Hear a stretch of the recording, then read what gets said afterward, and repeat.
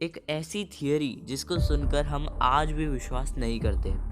एक ऐसा कॉन्सेप्ट जो आज भी हमें डरा के रख देता है। ग्रुप में आते हुए हजारों लोग जो आपकी तरफ ऐसे बढ़ रहे हैं जैसे आप उनके लिए एक चलती फिरती खाने की चीज़ हो। जी हाँ, मैं यहाँ पर बात कर रहा हूँ ज़ॉम्बीज़ की।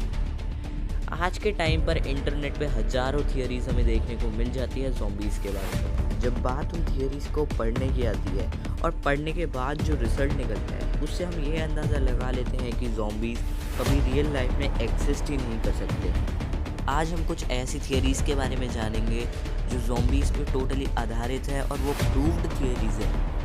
और मैं आपको कुछ रियल लाइफ एग्जांपल्स भी आज इस वीडियो में दिखाने वाला हूँ। उसके बाद आप टोटली समझ जाओगे कि ज़ॉम्बीज़ रियल लाइफ में एग्जिस्ट कर सकते हैं।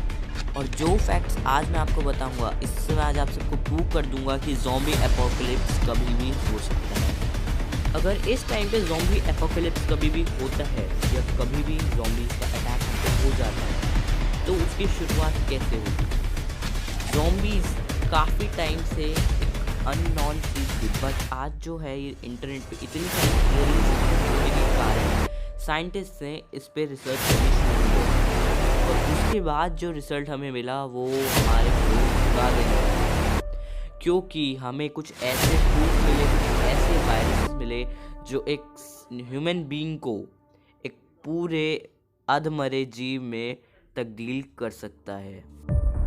मतलब आपको पता भी नहीं चलेगा और आप एक पूरे अधमरे जीव मतलब ज़ॉम्बी में तब्दील भी हो जाओगे।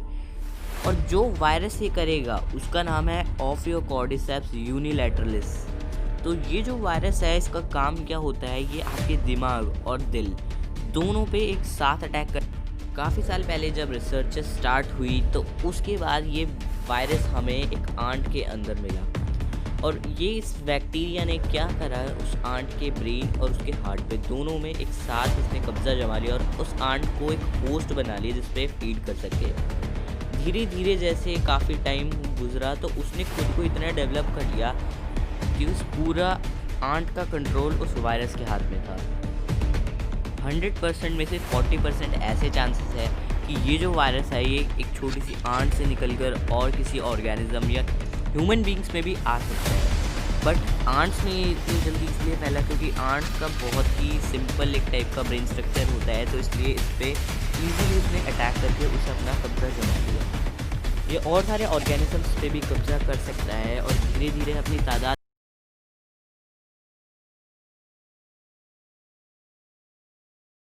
नहीं कर सकता क्योंकि जो उसका ब्रेन होता है वो कॉम्प्लेक्स होता है, तो वो जल्दी से उस पर हावी नहीं हो पाएगा और उसका इम्यून सिस्टम उसे ख़त्म कर देगा।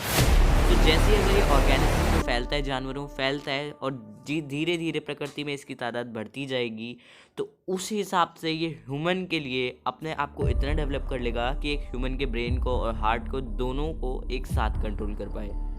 अब जो मैं आपको फैक्ट्स बताने जा रहा हूँ उस वायरस के बारे में, उसको सुनने के बाद आप कहोगे कि क्या हमारा वजूद यहीं तक था। अभी मैंने आपको बताया कि ज़ॉम्बी एपोकलिप्स अगर होता है तो उसका रीज़न क्या होगा, कि अगर वो आंट में से ह्यूमन में आ गया। और इसके चांसेस कब है, जब वो वायरस खुद को इतना डेवलप कर ले कि वो एक ह्यूमन ब्रेन पे ईजिली अटैक करके उसे अपने काबू में कर पाए। और ये वायरस खुद को इतनी जल्दी डेवलप करती है जिसका आप अंदाज़ा भी नहीं लगा सकते। और ये इतनी जल्दी डिवाइड होती है, खुद को दुगना करती है और अपनी पॉपुलेशन को इतनी जल्दी बढ़ाती है कि उसका भी अंदाज़ा लगाना नामुमकिन है। अब आप ही बताओ कि आप लोग क्या करोगे अगर ऐसा कुछ होता है। वो कहते हैं ना कि प्रकृति ने हमें बनाया तो प्रकृति हमें मिटा भी सकती है, सेम चीज़ें हैं।